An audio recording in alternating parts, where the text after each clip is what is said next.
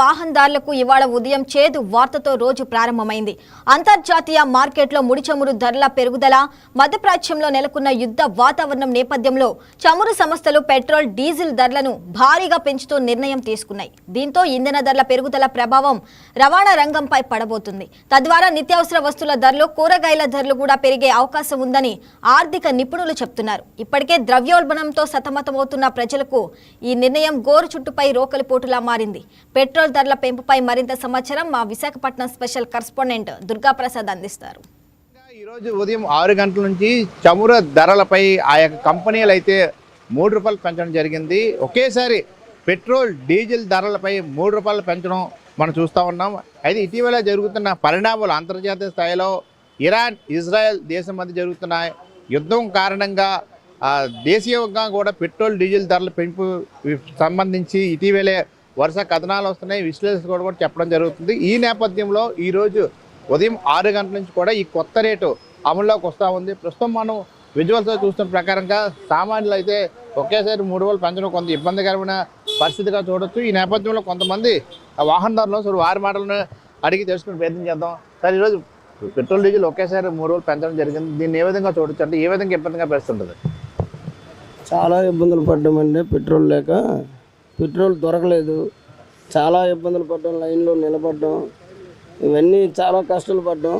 మెల్లిగా ఏదోలాగా ఇప్పుడు పెట్రోల్ దొరుకుతుంది కాబట్టి బాగానే ఉందండి. మీరు చెప్పండి, అయితే ఒకేసారి ₹3 పెంచడం దాన్ని ఏ విధంగా చూడొచ్చు? అంటే ఒకేసారి చాలా కష్టమైన పరిస్థితి కదా ₹3 పెంచడం. ఇప్పటికే ఆర్టీసీ బస్సులతో ఇబ్బంది పడుతున్నాం, ఫ్రీ బస్సులు పెట్టి. దానికి తోడు ఆయిల్ రేట్లు పెరిగిపోయి రోడ్డు మీద చూస్తే వ్యాపారాలు లేవు, అందులోనూ ఆన్లైన్లో ఎక్కువైపోయి. ఈ చదువు సంఘం లేని దాని మీద ఆటో బిల్లు పెంచుకున్నాం, దీని మీద చాలా ఇబ్బందులు పడుతున్నాం. ప్రభుత్వం మరి ఆలోచించాలి అంతే.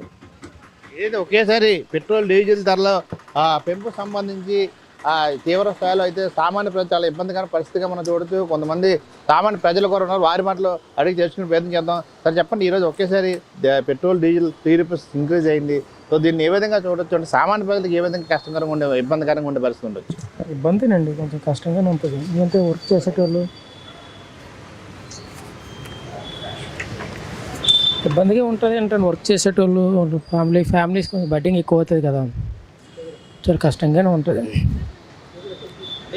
ఆటోమేటిక్ ₹3 పెరిగిందంటే మిగతా నిత్యావసర సరుకుల మీద కూడా, ట్రాన్స్పోర్ట్ వ్యవస్థ మీద పడే ఎక్కువ అవకాశం ఉంటుంది. సో సామాన్యులకు ఇబ్బంది. And daily wages use food ఏదైతే ఉందో సామాన్య నిత్యావసర సరుకుల మీద కూడా దీని మీద పెరిగే అవకాశం ఉంటుంది కదా, ధరలు పెరిగే అవకాశం ఉంటుంది కదా. ఇంకా ఫ్యూచర్లో కూడా పెరుగుతుందని కూడా అనుకుంటాను. మనకైతే కష్టం, బళ్ళు కూడా మనం తిప్పుకోలేము, సర్వే అవ్వలేము, ఫ్యామిలీతో కొంచెం కష్టం అవుతుంది మరి.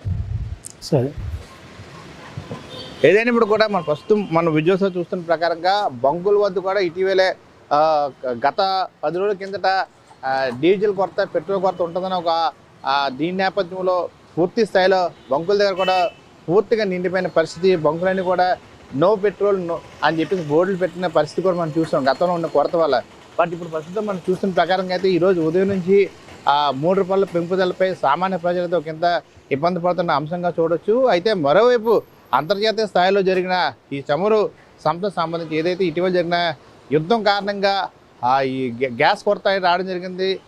హోటల్ ఇండస్ట్రీ మీద దాని ప్రభావం కూడా పడింది. ఈ నేపథ్యంలో ఇప్పుడు సామాన్య ప్రజలకి నడ్డు విరిచే దిశలో ఈ ₹3 పెంపు అయితే సామాన్య ప్రజలు చాలా ఇబ్బందికర పరిస్థితి చూడొచ్చు. ఎందుకంటే ఒకేసారి ₹3 పెంచడం అనేది సామాన్య ప్రజలు చాలా ఇబ్బందికరంగా చూపొచ్చు. అయితే 4 సంవత్సరాల తర్వాత పెట్రోల్, డీజిల్ ధరలపై పెంచడం కూడా మనం చూస్తున్నాం. మరోవైపు ఈ పెట్రోల్ ధరల ₹3 పెరగడం వల్ల రానున్న కాలంలో ఇది సామాన్య ప్రజలు చాలా ఇబ్బందికర పరిస్థితి. ఎందుకంటే నిత్యావసర సరుకులపై దీని మీద పడే అవకాశం ఉంటుంది, ట్రాన్స్పోర్ట్ వ్యవస్థ మీద దీని మీద పడే ఉంది. కాబట్టి కేంద్ర, రాష్ట్ర ప్రభుత్వాలు దీనిపై దృష్టి పెట్టాలని చెప్పి కూడా విశాఖ వాసులు కోరుకునే అంశంగా మనం చూడొచ్చు. వీడియో జర్నలిస్ట్ కిషోర్తో దుర్గాప్రసాద్, YK న్యూస్, విశాఖ.